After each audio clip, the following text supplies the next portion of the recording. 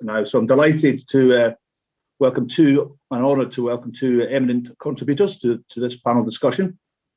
So we've got Catherine Garcia. So Catherine, welcome Catherine. So Catherine's a candidate for the Mayor of New York City. Was most recently the Commissioner of New York City Department of Sanitation. Prior to that, she served in the executive roles within New York City Department of Environmental Protection and actually finishing her tenure with the agency as the Chief Operating Officer. So welcome, Catherine. And to Gerard Michel. So Gerard, welcome. Gerard is the Executive Chair of the New Terminal 1 development, JFK. These are a team responsible for advancing a public-private partnership, which has been discussed with the Port Authority, valued at $8 million, and also the other aspects that John brought up there is promoting community engagement, labour participation, and MWBE goals. In 2015, he was appointed and confirmed President and CEO of DASNY, the nation's top issuer of infrastructure financing and infrastructure management, with a yearly construction portfolio of $6 billion. And actually, DASNY became the nation's #1 issuer of more than $38 billion of municipal debt for public and private infrastructure projects across New York State. So welcome, Catherine, and welcome, Gerard. It's a quick introduction myself, as in the slide there, is I have two roles, basically. I have a geographical role in the business of America's Region MD and the Global Head of Infrastructure. A lot of global experience across major programs and projects across the world. It's great to see we've got a good global audience participating with us today. I've also helped shape government policy and strategies. There's a reference point to National Infrastructure Plan in the UK being one of them. I've been based in the UK now for 5 years, and I would just a bit of a shout out. So I know a colleague of mine, Don Ward, who was the CEO of Construction Excellence. So when I was in Europe, as the chairman of Construction Excellence. This was a body which is similar to this kind of vehicle in terms of movement for change. So really got an industry involvement around more outcome focus on the collaborative industry. And a shout out for, it kind of reminds me, there's a publication back in 2008 called Never Waste a Crisis. And I think this is an opportunity to reflect on some of the points that were made in that. Just a few words on what we've heard and a hypothesis, and again, reference back to John. A few industry mega themes: carbon zero journey, climate change, global warming, need for resilient infrastructure, and these social economic ambitions, building back better, leveling up society, social equity. But also in all of that, projects are materially more complex. When you think about the digitalization, different clock speed from physical infrastructure, so they're more complicated. And the expectation on impact of infrastructure and the speed at which infrastructure is delivered is also a factor that we need to consider. So we've heard about massive levels of funding, and the point was made, the difference between funding and financing, but that needs better execution, better planning and execution, and really the start and finish of those end in mind. So globally, recognize the global audience here, that need for investing in infrastructure has never, ever been higher. So the Biden administration, which we've heard about, the Energy and Infrastructure Bill, it's got to provide an injection fund, but can it also act as a catalyst to stimulate private sector partnerships? So Tim referenced the gap between what the number that might come out of the Biden infrastructure bill versus what is actually needed earlier on. So the question, stepping back, we need to ask ourselves, is the industry in its widest sense fit to take on this challenge? Recognizing that we are investing today and tomorrow's taxpayers' money, it's obviously incumbent on us as an industry to spend that money wisely. So the question, maybe the hypothesis, the question, does the industry need to change, and in what way? So perhaps we can move on to exploring now those points with Catherine and Gerard, who also extensive experience in funding and delivering big, ambitious infrastructure. So perhaps, Catherine, I could start with yourself, just turn to you, and if you could share some of your thoughts and experiences and how you see the opportunity arising from the infrastructure bill and also the challenges that presents. So Catherine can invite some comments from yourself. Absolutely. This is a once-in-a-lifetime opportunity to get it right. I mean, one of the big rubs, I would say, from taxpayers is they see many projects that last for years and go way over budget and do not think that they are getting value for their tax dollar. Because if you poll people, they do want to make sure that we keep the bridges from falling down, that they are getting their drinking water. But thinking about how we do this in a more collaborative way, one of the things that's perhaps particular to the US is how much litigation we end up doing around our projects. And so we spend an enormous amount of time crafting contracts that make it so we are never partners. And the second piece that I would say is that not only do you need investment in the physical infrastructure and in the delivery from companies to get it done, but you need to make sure that you have on the other side strong folks within agencies who can help you solve problems, whether or not that is regarding procurement or design changes that need to happen or field conditions that have come up. But even beyond that, if you look at sort of what was talked about before on the soft issues, the issues of permitting, the issues of getting land approvals, that is actually something government should be better at, to be better partners moving forward, because we need to be fast and we need to make it so that people are feeling the impact of what is perhaps going to be a very large bill coming out of Washington. Thank you, Catherine. And Gerard, just you're right in the middle, obviously, of a very extensive major investment. And to add to that, you're right in the middle. We're all right in the middle of a global pandemic, which has significantly impacted aviation as one of the industries that's been very impacted. So, in terms of what are you seeing in terms of equate the environment for success, and what do you see the changes that we need to make to address the points I was making, and spending that money wisely in the points that Catherine exposed? Right. So thank you. The first thing that's very important is, how do you structure an environment where the outcomes of success are going to be mutually supportive, mutually beneficial? And historically, when we talked about infrastructure, we talk about a policy, right? But there's a politics behind infrastructure, and the politics behind infrastructure, certainly in this nation, it's not just a national policy, right? It's a national policy that has many inputs that bubble up, all right, from the states and the municipalities. And so you need to make sure that as we sharpen our tools and as we think about the outcomes that are going to be meaningful to people and processes, we've got to not only look at the hard assets, but the soft assets.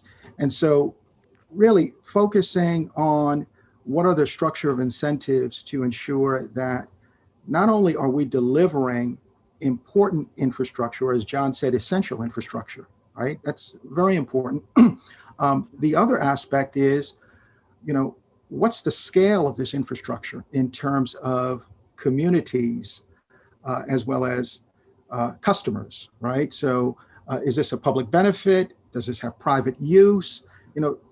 Customers and clients are very important as you focus on that. And then the third piece that we really do have to come to terms with is the partnerships that we are intentional about in terms of building our infrastructure so that the community does have favorable outcomes. And when we talk about sort of these soft assets, we're talking about human capital. We're talking about how people use assets. And with respect to the question of human capital, wherever you do infrastructure, folks want jobs. They want local participation.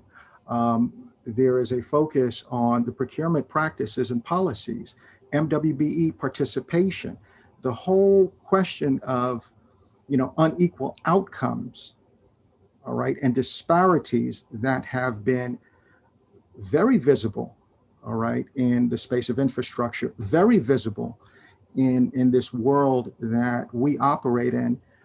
That is going to be one of the big cleavages that we're going to have to reconcile if we're going to move big and smaller projects. And so what we decided to do at the new Terminal 1 team was intentionally bring together a coalition of investors, a global capital financial institution, a national MWBE partner, as well as labor. And through that consortium, really dig deep into building out a partnership with a public entity, the Port Authority, but most importantly, recognize how do we, the risk that we're taking and the commercial benefits that we're going to generate, how do we make sure that the community benefits? And so as we look at the scope and scale of our project over a 4 to 6 year period, in phases, there's a financial, design, construction, and operational side. And local community participation is very important, all right, at every step of, or every stage of that project. We have to generate close to $1.4 billion of MWBE participation. We do have liquidated damages. We have to make a good faith effort. And so what I would say that's very important, and this has come up earlier, risk sharing, but you need to make sure that you have the incentives that can create similar outcomes or as close to equal outcomes as possible. Yes, yeah. There is a number of comments coming on PPP, so I will come back to maybe some points in the comments about of PPP, but just building on some of your points there, for me, in an observation, Catherine, you were talking about, I think we're all talking about risk and all this risk allocation. We're talking about better procurement models and better funding models, and we're talking about this public-private partnership in a kind of new form. We just try and expand on that. And then one of the other areas is, what is the purpose of infrastructure and what does it serve? There's a big theme around that, and perhaps the lens of that has changed over a number of years. Just, Catherine, just bring you back in. We will come back to the PPP question, but construction is the oldest industry in the world. Maybe it was a creation of caves or whatever back in the day, but fundamentally it was oldest in the world. It's changed significantly, but the social impact that engineering, construction, infrastructure has, just building on that, how did you see this opportunity in terms of the concept of level up society, social equity? You just expand on that in terms of some of your thoughts, Catherine? Certainly, and let me just also say that my experience is not in a PPP, because my experience has been primarily in the water or the civil works of cities, and we just went directly to the market. And had the ability to get the capital we needed at extraordinarily low rates to be able to do it. But we still always then are going to hire someone to work with. And we are often doing projects that communities don't necessarily love, like building a waste transfer station. Let me just tell you, if you'd like to build something else, you should tell them you're building a waste transfer station, and then they will love whatever it is you want to build. And so it is having the ongoing, what is this benefit to that local community? What is it benefiting to the larger community? Part of the way we got through the advocacy, because obviously we needed permits and everything else, is you were talking about taking 60 million truck miles off the road with this piece of infrastructure, and being able to clearly articulate, not only does this help us do our day-to-day job of we've got to transport this to some place for final disposal, but we get to choose how we do that as a society, and we're choosing to do it in a way that is cleaner for the environment. And when you are looking through those lenses of not just what do you need, but where are you putting it, is extraordinarily important. Like that there is a sense of balance and fairness, and we do not end up burdening any one community with what can be nuisance infrastructure, but also that we're making investments in the things that people really want. More likely is, are you building the new school in their community? And I would go so far as to say that we should be thinking about infrastructure more broadly than roads and pipes and bridges, but are we considering public housing infrastructure? Are we considering parks as infrastructure that serve social purposes and should be on par with the roads and bridges and pipes that have been more traditionally thought of? And I think that not only is it imperative that all of the industry come to the table with that perspective, it's not just, scope, cost, schedule. It also has to be, what are the environmental benefits? What is the long-term operating cost of this? So what is your lifetime cost? Because you can get something real cheap, but it's going to cost you a ton of money on the back end to keep it working, and how, as Gerard said, who is benefiting from the actual work? You know, if everybody thinks that somebody else gets the job, you have less buy-in to the projects. Yeah, I think you raise an important point there, Catherine. Do you think, just building on your point, do you think industry, or the idea is what industry needs to improve, how it actually sells the benefit of the industry in terms of infrastructure? Because I always, when I used to travel the world, I used to get in a cab and then ask the cab driver what they thought about infrastructure. It was never tend to be too positive, you know, because they've got in their way of doing their job. But just in terms of the selling, how we sell infrastructure now, because it does disturb people's lives, doesn't it? Of course. Yeah, I mean, there's also two things. There's a few things that I found out on infrastructure is nobody wants it, and then it's there, and they completely forget why they hated the idea. You know, I am sure that at LaGuardia there has been an unending stream of complaints about traffic on the Grand Central Parkway during construction, and as soon as you're finished, everyone will forget and be like, "Oh, this beautiful new airport just happened to show up." And the hours caught in traffic will be forgotten. But I actually think we need to be having a really broader community conversation. So beyond just your local community, you know, when you think of some of the big projects that are going to need to happen in New York City, like the BQE, the Brooklyn Queens Expressway, which is cantilevered and in very dire shape, dates back probably 70 years. We've only been focused on the local community where the construction happens, but those impacts will be far broader, both positive and negative, and we should be having those conversations and bringing to the table why these are good things. Like this has got to be bigger than what we are talking about now. Absolutely, totally concur.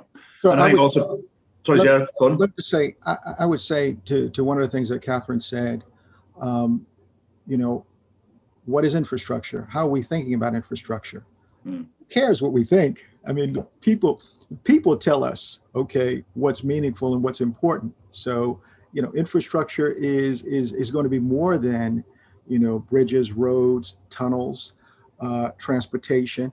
It's going to include housing. There's no question about it. It's going to include, when we think about digitization and living in a world of a pandemic today, people are struggling with how they educate their children. Their children are in the midst of losing 1 to 2 years of schooling. And so the demands are going to just grow exponentially in terms of how we think about infrastructure. And a lot of that is going to come from the social dimension. And so when I was at DASNY, you know, when I took that role and responsibility to go back into government, one of the things that just hit me over the head in the first few months was, again, working in a public authority which represents this intersection between the market and government, right? It's the third sector, the third way, where we had the ability to use our procurement process and move a lot faster than many of our peers, right? We had the ability to go into the market and finance, all right, with many of our private partners, universities, life science institutions, courts, you know, state and local governments, higher education institutions. But we still couldn't move as quickly as the private sector. And to boot, we couldn't innovate as quickly as the private sector. And so I think there's an incredible opportunity for all of us to come together and really rethink this framework. But foundationally, we've got to come to terms, all right, with people and process. You've got to come to terms with that, because if we're not capturing and people are not benefiting, this goes for naught. Like you said, you get in the taxi and the taxi driver can't tell you, you know, what's the value of what we have done. And there's a test. So we'll practice on taxi drivers and educate them in terms of that. But I think what I'm hearing is, and back to my experiences, the why was mentioned before, a national infrastructure plan. A national infrastructure plan connects up to leveling up society. That's, and obviously all the other dimensions I talked about in terms of carbon zero journey, and so on and so forth. That's what it's got to respond to. And in turn, I think one of the areas that is creating a national skills plan. That's always part of when I've been working with jurisdictions, governments, in terms of creating that national skills plan. And it's all about connecting it all together. And of course, the big feature of what we have been talking around is how we get a new model of public-private sector partnership, perhaps for the common good. Very aspirational, but perhaps that's where I'm conscious of time. I have to drag you into this, Gerard. There is a great debate. I don't know if you've noticed some of the comments of some people love PPP, obviously, and some people perhaps the opposite. Maybe some perspectives on PPP, because you're right in the middle of that and you've got a lot of experience. Well, you'll be the world global arbitrator on PPP. Here's your opportunity. We have learned a fair number of lessons from this debate. Look, the bottom line is the question of risk sharing, risk transfer. That is a huge challenge, particularly if you are leading one of the largest, if not the largest, public-private partnership. So the financial community likes it, the developers like it, but the contractors don't like it, right? Yeah. So that we know. And so we really have to think through, and part of that is how we engage ratings institutions, investors, to really think about how we solve problems together. Because the challenge that we really struggle with is, we can bring the financing to this, and we have done that. But with a project of this scale, there are very few contractors that can really mobilize resources, carry the types of guarantees, the parent company guarantees, the letter of credits.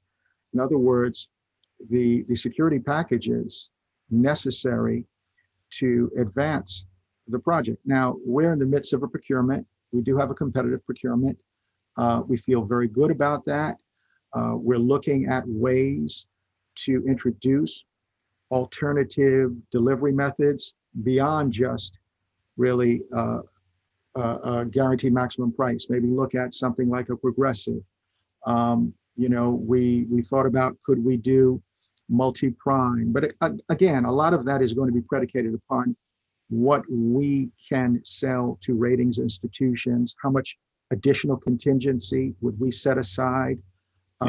What's the completion risk? So this is a provocative debate. We sit at the center of it.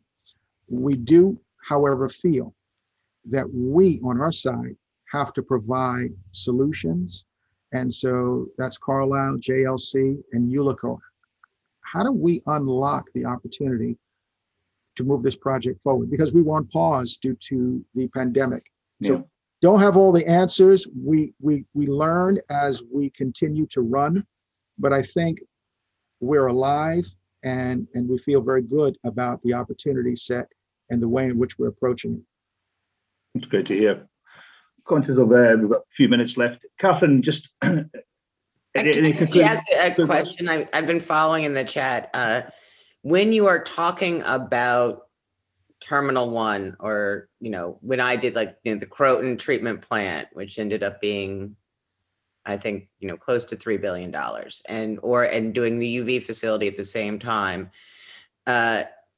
is the market prepared to take? I mean, we only ever had a few players who bid on it.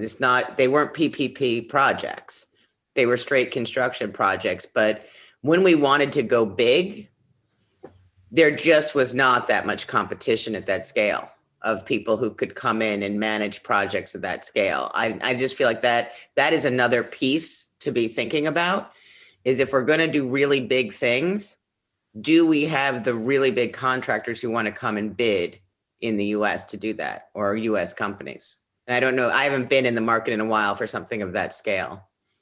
Yeah. We have the big contractors. The question really comes to the structure of incentives, and really the flow down of risks, the types of contracts that are written, questions around liquidated damages. These become big issues. And so, we can do these. And at DASNY, we did a number of small P3s. They were real simple. They were, somebody could pick up, these bigger firms, if it's $25 million or $35 million, oh, they love doing it. They love doing design build.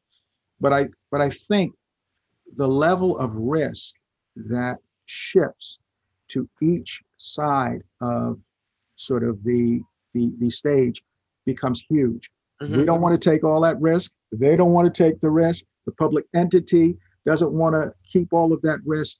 So I think we really do need a way to reconcile how do we apportion this risk budget and how do we create solutions to solve problems? Because ultimately, if the project does not go forward and we're in the middle of this, everybody's impacted negatively. It's huge, right? So one goes out of business, the next, you can't do procurements because no one wants to take on that project. The other side of us, we're no longer in business. This is huge. So we've got to really rethink that in terms of scale. And that also leads into the investment that needs to come in, how you embrace innovation. All of that's linked to the business model of the industry. So the fascinating conversation. Thank you very much indeed. The good news for everybody is that we are continuing to run these. So we'll continue the debate. So I think it's been a great, fantastic first session we've had, the infrastructure evolution movement. That's what we're calling it. So there's a bit of movement of change, but it started the debate, which has been great. So I'd like to thank everybody who's participated on this. It's been a lot, maybe as many challenges put up as maybe solutions, but at least we'll certainly get the debate going. Just some concluding points for me, would be, I think we've got to step back with this and just the point Catherine was discussing around the industry has got to better put its case forward in a sense, in this wider sense, and that might be attracting new talent into the industry, attracting the funding, because there is a talent, there's a capability issue that you've rightly brought up. But I think under the themes, it's got to be more productive, it's got to be clean, and it's got to deliver better value. And that's probably sits at the very heart of all of this. So that means organisations need to think about the capability, and government funding, the streamlining of the permitting, all that's to boot with it all. So fascinating conversation, but I do believe, and I've seen it change in other industries. And there's just an interesting last point on this, as we colleagues on this had mentioned Canada. And I know we've got some industry colleagues from Canada that they have embraced alliancing as part and parcel of that opportunity, because you could not get people to bid on big infrastructure projects because of that risk profile that we've all discussed and described today. So, but they found a solution, and our solution's out there. And I said, we are looking forward to the Biden bill, Biden infrastructure bill. We all are. And I think the next challenge is how does our industry respond to that? It's certainly a key topic. So thank you to everybody. Thank you, Gerard. Thank you, Catherine. And thank you to the panel before. I'll now pass on to my colleague, Chris. So I think he's going to close off. Chris, are you there? Yes, I am. So I want to reiterate, hi, I'm Chris Villari. I'm the head of communications for Turner & Townsend, but I'm also leading communications for this new endeavor, Infrastructure Evolution.